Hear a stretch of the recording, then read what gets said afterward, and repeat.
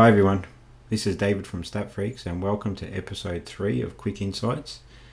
Today we're going to look at favourites in the market and cross-reference it with some of our data. So what we're looking at on the screen at the moment is our data set from roughly the end of 2018 till current, and all the tracks sorted with the win strike rate of each favourite. We've got, for example, Sunshine Coast 792 records, which means that there's been 792 runners out of there, and the favourite strike rate win at that track with those amount of records is 37.5 with our data, which correlates to a winning strike rate price of 270, and then we've got our internal captured price of the horse that won. What I've done is firstly sorted by the track where we've got the most records. I like to do that because it gives us more data to work with. Over on the right hand side I've got a table which represents our predicted race pace and what favourites are doing in our predicted race pace races. The predicted race pace is here, so moderate, it's 2.0 for example. That correlates to this section here. So what this means is when we look at moderate races, overall the data, when we have a moderate race, the favourite in that race will win 33.8% of the time.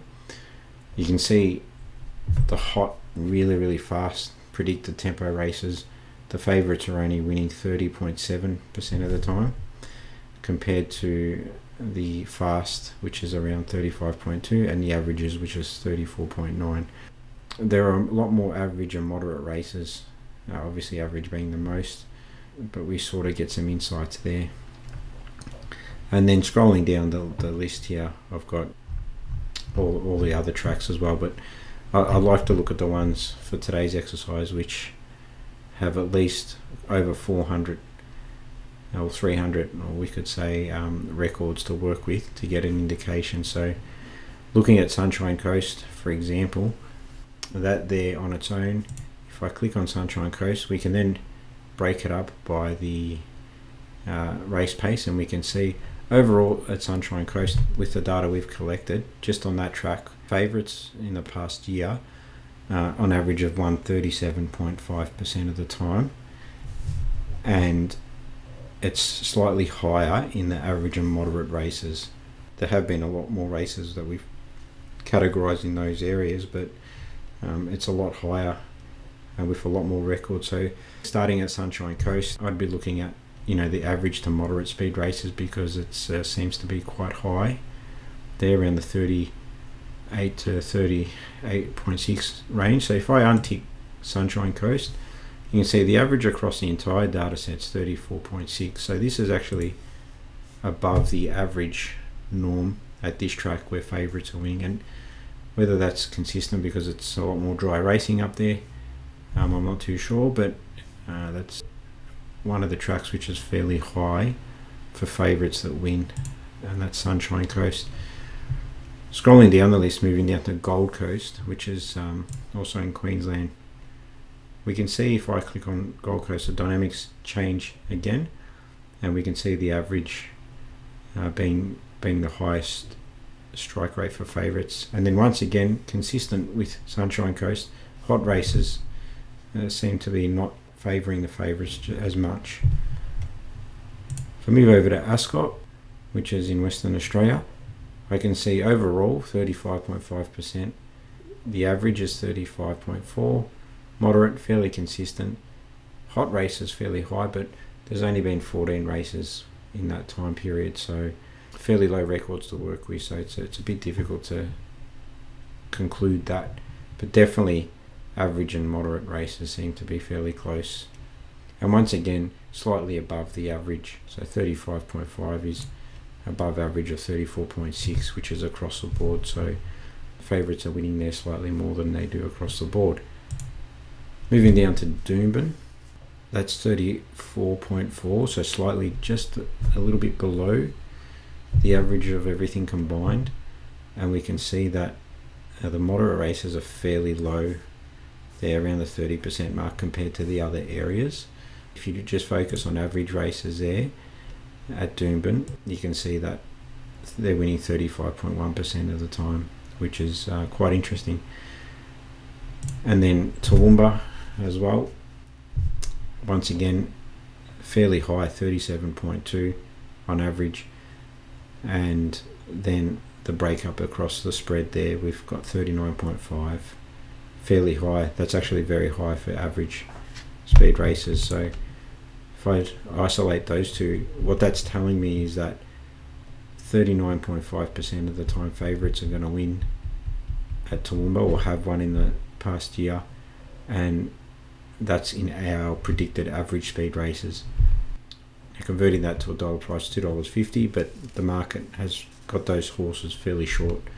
So this is off our internal price, but you'd be looking, if you can get an extra 20-30 cents, then it can turn into a positive edge there. On Ipswich, which is another one of the tracks where there's a lot of dry racing. It's quite interesting. The past year, there's 35 races or runners which have had, that's fairly high. So the favourites in fast races, if I focus on average again, it's way above the average of everything. So those dry tracks are really where there's a lot of dry racing. It's very consistent. The market is very sharp, getting on the right horses with the favourites there, and they seem to be winning. So the consistency is there on those tracks. If I scroll down the list to focus on something which is a little bit more lower, so what I can do is I can isolate and sort it by the win strike rate. So if I wanted to look at which track's got the highest, I can sort that, and then I'd be looking at a track where there's a lot of, I'd want at least to work with something where there's 200 to 300 records. So Muswellbrook's got 209. I'll scroll further down, like Rockhampton. But if I just look at Muswellbrook, for example, in the past year, when we've predicted something as an average speed race at Muswellbrook, 48.1% of the time the favourite would win in that race in the past, since 2018 November to pretty much current, and that is a fairly high sort of strike rate to be operating in. So that's quite interesting, and the market's obviously really sharp on that sort of track, and it seems to be really honing in on the right horses, and there is a little bit of a value sort of edge in the market there. We can see the strike rate dollar price is slightly lower than the average return you're getting for the winner. So that's quite an interesting one there. And if I look at something a little bit further down the track with a bit more depth, so I've got Grafton. I want something with about 300. So as I scroll down, I've got Rockhampton, and then that's another interesting one there. So I've got there with an average at Rockhampton, and I can see that's 41.1% of the time favourites are winning. So that's quite interesting with favourites. Cross-reference with our race tempo, it does bring some interesting factors in there. Probably one of the lowest tracks we will look at, might as well look at. Sandown, Hillside and Lakeside are very low, where there seems to be a lot of records. Like, for example, Sandown Hillside, favourites are winning there on average across all our race paces, but just on average in the past 12 months or 14 months, it's only been 27.2% of the time. So the market's struggling to find the right horses that are actually winning that race or at that track. And then Flemington, which is a major city metro, is average is okay. I mean, it's around 31.9, still fairly below the average. Well, just to recap, we explored the top 5 all the way to Ipswich, where we've had 400 records plus for each one, and we could see there's been a lot of racing at those venues, and it's been fairly dry. They're fairly dry tracks, and that's why they do get a lot of racing, I suppose, where there's less rain. and the strike rates are fairly high in those zones. When we get down to sort of the lower strike rate zones like Flemington 29, it's the market does struggle to find favourites there.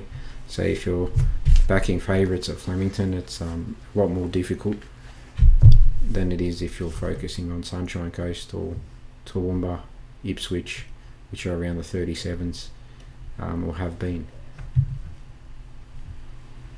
So one more thing I'd like to explore quickly on favourites is we've got our settling filter here. So what I can do is, if we look at settling, it's basically the position where the horse is going to settle on our green map here. And I like to look at leaders, for example. So if I've dragged this all the way to 1, which means the data changes to only look at horses that are favourites that we predict are going to lead. And I can then go through that exercise again, and I can see Gold Coast and Doomben are around the 37 mark, but then we get to Toowoomba and that's 44.1. The leaders there that are favourites that we predict have a fairly high strike rate, but the market price is fairly low. And then, right, so if I want to have a look at, let's just say horses that are selling, let's just say between 4 and maybe 6th or 7th position, which is slightly sort of just off pace in the mid range, we can see things begin to change dramatically. And that Sunshine Coast, which was a lot lower with the leaders, we can actually see that that might be an optimum area to be settling in, because favourites are winning 41.1% of the time there. And based off our data last year, 40.4% of the time the favourite would win if it was a favourite, and we had it settled in our data between 4 and 7. So that was quite an interesting little insight there for Sunshine Coast. And I can see that that settling position as well has bumped up the Flemington figures a fair bit, and I can see the dynamics change completely. And just on that on its own, Flemington settling in those positions, that's gone back up to 35.2% of the time. And if I pop out that setting and say all positions which we've had in that data for Flemington, 29.7, average 31.9, but then if I put it down, so leaders that are favourites at Flemington only win 22.6% of the time historically. And then as I look at, let's just say that as I increase, and I'm working with horses that are slightly around position 4, so settle between 4 and 7 on the map at Flemington, we can see that number changes dramatically, and the average becomes 35.2. And with that setting on its own at Flemington, converting 35.2 to a dollar value, which is 100 divided by 35.2, gives us $2.80. And then the average return price we captured for each of those runners when there was a win was $3. So there is a slight edge with that scenario set up at Flemington with our data. So that's another interesting insight there on that Flemington, and that's really turning something where overall favourites weren't sort of winning at that track, but then it shifting which favourites to look at when they're predicted to settle in certain positions does improve the strike rate a fair bit. So that is an interesting sort of quick insight in itself. Well, that's it for today's episode. As you can see, there's a lot we can go through. So if you do have any feedback or would like any further analysis in any of these areas, post a reply to the YouTube or post something on our chat form.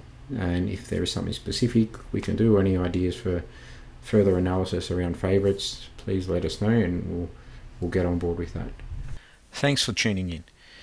If you're looking for deeper insights into profit and loss, return on investment, and strike rate analysis, subscribe to our monthly membership for full access to our VIP area and learning content.